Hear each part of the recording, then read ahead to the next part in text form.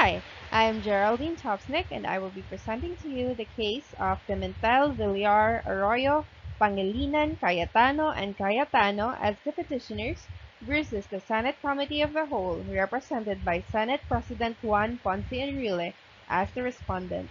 This is under GR number 187714, last March 8, 2011.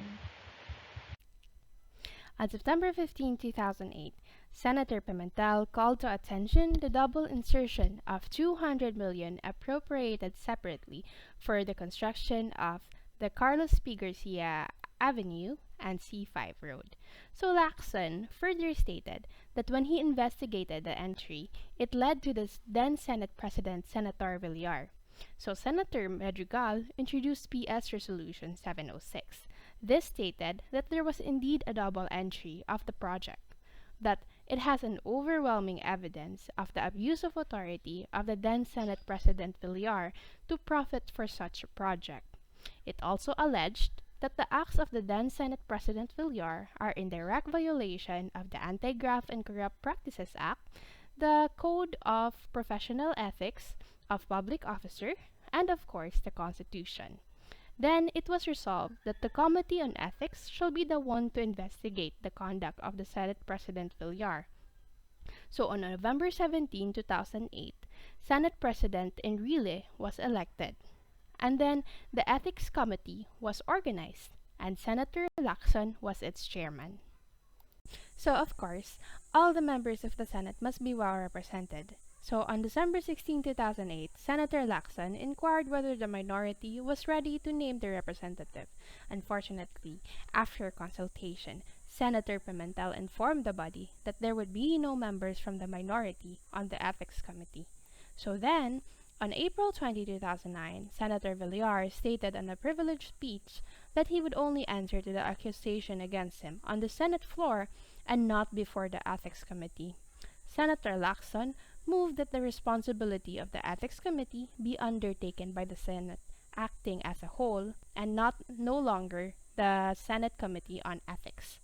So the motion was approved by 10-0 with 5 who abstained. So in the hearings of the committee, the petitioners objected to the application of the rules of Ethics Committee to the Senate Committee of the Whole. They questioned the quorum and proposed amendments to the rules. Senator Pimentel raised the issue on the need to publish the rules of the Senate Committee of the Whole. So, what are the issues of this political question? The first issue is the transfer of the complaint against Senator Villar from the Ethics Committee to the Senate Committee of the Whole in violation of Senator Villar's right to equal protection?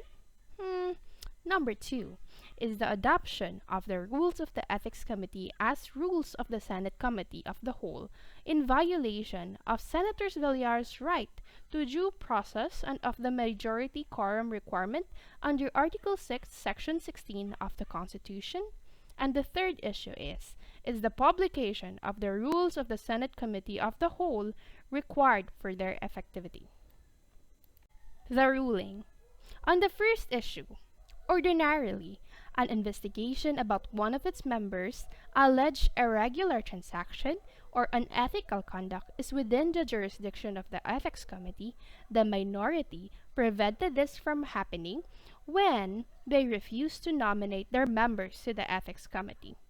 The referral of the investigation to the Committee of the Whole was an extraordinary remedy undertaken by the Ethics Committee and approved by a majority of the members of the Senate.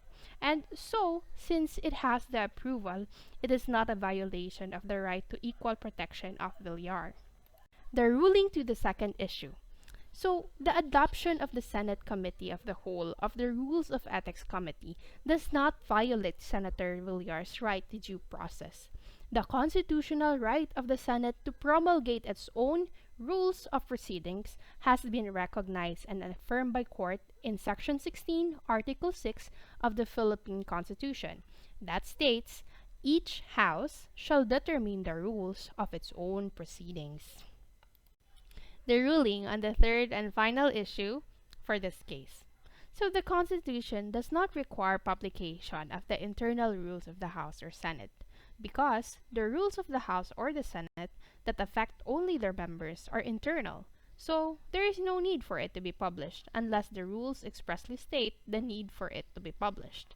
However, in this case, the rules of the Senate Committee of the Whole provides that the rules must be published before the rules can take effect. So, even if publication is not required under the Constitution, because it is required in the rules of the Senate as a whole, it has to be complied.